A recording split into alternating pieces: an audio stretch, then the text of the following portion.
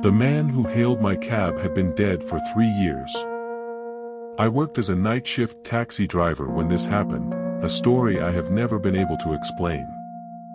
It was past 2 a.m., raining, on a street at the edge of the entertainment district. A man in a black coat stood at the curb with his hand raised. He got into the back seat and gave an address in a low, flat voice. "Take me to the address." That was all he said. He spoke nothing further for the entire journey. I tried to check him in the rearview mirror. When our eyes met, I immediately looked away. I could not explain why. 20 minutes in, we reached a narrow alley in a residential area. "Here is fine," he said. The door opened and he stepped out. I turned to give the fare. He was already gone. I got out and looked around. The street was empty in every direction. The next morning, I checked the dispatch log at the office. There was no record of any dispatch to my car between 2 and 3 a.m. Troubled, I looked up the address the man had given me. It was an empty lot. No foundations, no sign a building had ever stood there. A contact at the ward office agreed to look up the land registry record. 5 years ago, a man had been registered at that address. 3 years ago, he died in a traffic accident. My contact found a photograph in the old file. The man in the black coat, the man who had sat in my back seat. I have not accepted a night dispatch since. The log for that night shows nothing happened. The fare from that ride remains uncollected. I cannot say whether it was real or a dream. But I will never forget his eyes in that rearview mirror. The next story is about an old woman encountered in the corridor of an abandoned hospital. The woman we met in the hospital had no record of existing. A friend told me this story years ago, and he still carries the guilt of it today. He and 2 others, his junior, Kimura, and a 3rd friend, went to an abandoned hospital at midnight. The building had been closed for 20 years, left exactly as it stood on its final day. The entrance shutter was half open. Inside, the smell of mold was overwhelming. They moved through the dark corridor with flashlights. At the far end of the hall, a figure stood.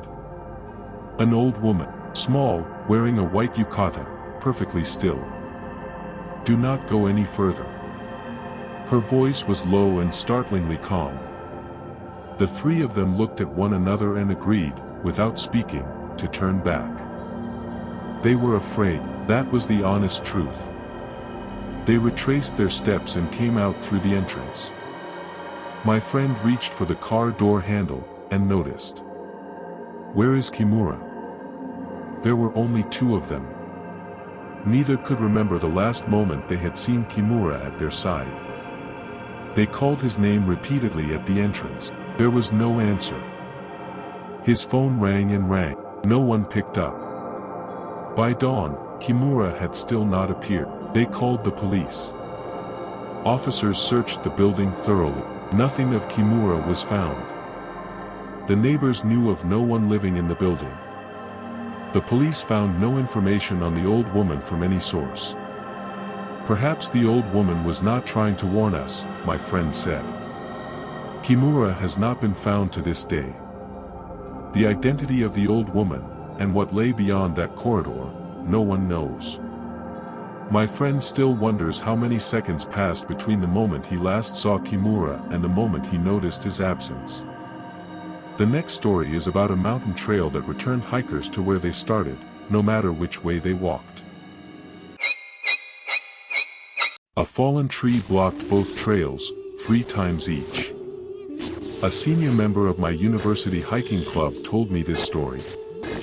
He and a junior partner were traversing a ridge trail in the Okutama Range. The forecast called for clear skies, but by mid-morning the fog had come in. When visibility dropped to 30 meters, they came upon a fork in the trail. The map showed no fork. The GPS showed no fork. They chose the left path and continued. 20 minutes in, a large fallen tree lay across the trail. They stepped over it and kept going. 15 minutes later, the same fallen tree appeared again. "That's the same tree," he said. "It was the same shape, the same size, the same position." They turned back and took the right fork instead. 30 minutes later, the same fallen tree appeared. They said nothing for a long time after that. The fog had warped their sense of time.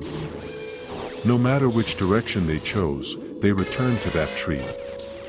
After 3 hours, the fog lifted without warning. The trailhead parking lot was directly in front of them. They were back at the start. They checked the GPS log. 3 hours of data was completely gone. They checked both phones. The same result. 3 hours, erased. But on his camera, he found several photographs of the fallen tree. In none of the photos was either of them visible. They had been holding the camera themselves. After that, no one in the hiking club spoke of what had happened. The fork has never been found again on any subsequent trip. It exists on no map, no GPS record, no official trail document. He still cannot delete the photographs of the fallen tree from his phone. People say that in fog, the fork appears on that mountain. Only in fog. What the trail leads to beyond that tree, no one has walked far enough to know. The next story is about a convenience store that had been closed for over a year. The store I bought food from had been shut for over a year. This happened to me last autumn, driving home alone well past midnight. Around 1 a.m., I was hungry and stopped at a convenience store I knew well. The familiar store was lit up, just where it always was. The automatic door slid open. A female staff member stood behind the register. I had never seen her before, but she wore the store uniform, so I thought nothing of it. I picked up an onigiri and a bottle of tea and brought them to the counter. She gave me the total without smiling and did not say another word. I paid, took the receipt, and left. The next evening, I tried to stop there again. The shutters were down. A notice was taped to the door. "We have permanently closed." I looked at the date on the notice. The store had closed the previous spring. Not yesterday. Over a year ago. I checked my wallet. Last night's receipt was still there. The timestamp read 1:07 a.m., last night's date. The store name, the items, the price, all printed correctly.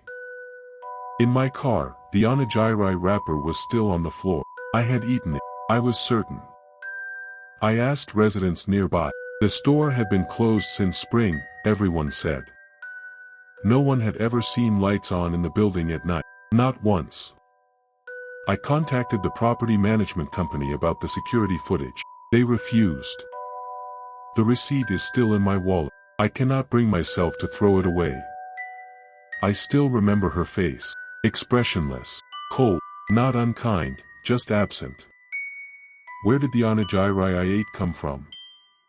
I shopped in a store that had been closed for over a year. I am certain of it. Thinking about what it means still keeps me awake at night. Who, or what, was standing behind that counter, I do not know. The last story is about a neighbor I greeted every morning for 6 months. The man next door had been dead for 2 years. I am talking about the apartment I lived in until last year. I was in room 202. The man in room 201 appeared to have been there before I moved in. He appeared to be in his 40s, quiet, unremarkable looking. Every morning, when we passed each other in the corridor, we exchanged a brief bow. We never spoke, but we acknowledged each other, every single day. About 6 months after I moved in, the landlord called me in to talk. The subject was room 201. The landlord was visibly unsettled when I arrived. Room 201 has been vacant for 2 years, he said. I didn't understand. I had been greeting that man every morning for 6 months. I told the landlord, I see the man from that room in the corridor every day. His expression changed. That cannot be, he kept saying. He opened room 201 for me. It was completely empty. The tatami was discolored. Dust lay thick on every surface. No sign of anyone. A few days later, the landlord told me about the previous tenant. A man in his 40s, living alone. He had been found dead inside the room. The cause was cardiac arrest. By the time he was found, decomposition had progressed significantly. The landlord showed me an old photo on his phone. A copy from the original tenant ID documents, taken on move-in day. It was him, the man I had bowed to every morning in that hallway. I moved out the same day. In my new place, I have thought often about those 6 months. Why could only I see him? I still have no answer. The other tenants, every one of them, had seen nothing at all. For half a year, I had been greeting a dead man, every morning, without knowing. Now, whenever someone passes me in a hallway, I think of his face. 5 stories told. Tonight, look carefully at whoever is standing beside you.